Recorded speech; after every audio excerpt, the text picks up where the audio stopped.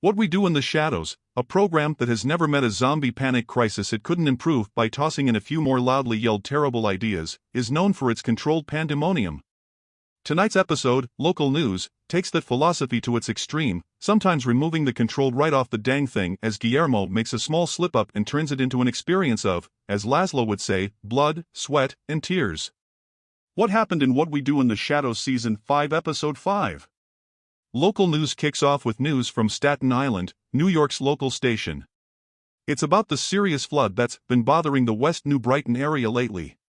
That's where the infamous Vampire Manor is. Local folks are trying to control it, and Joanna Roscoe, our reporter on the scene, talks about it. She's got Nander the Relentless here as a witness to support her. Instead, he tries to impress her with his old-fashioned ways but totally fails. At the end of the story, he nonchalantly mentions a flood he went through in 1892.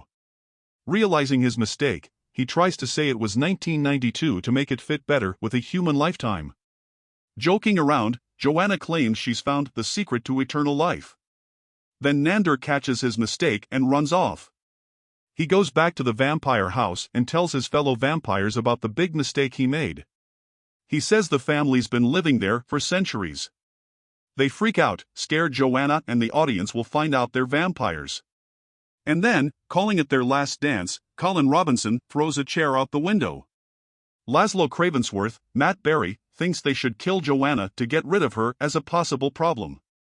Nander's panicking, and he can't get a hold of his old friend on the phone.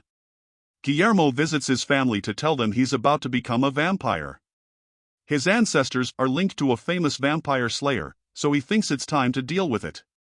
Eventually, he or they'll have to kill each other. He's always looking for a way to mention it.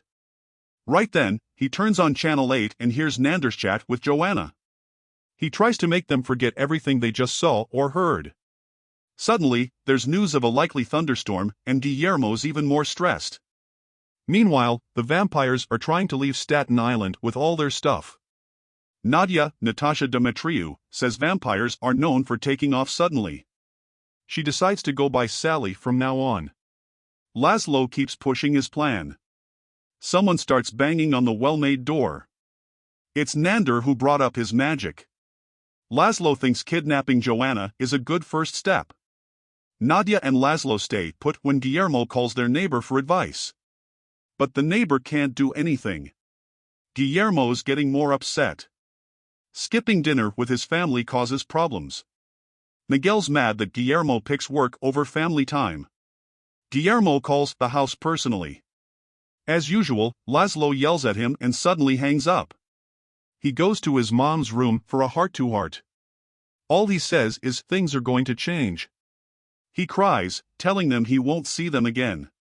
Guillermo's vampire bloodline is a secret from his mom. She thinks his vague talk of change means something big's happening in his life and tries to comfort him. She gives him his grandma's necklace and builds him up.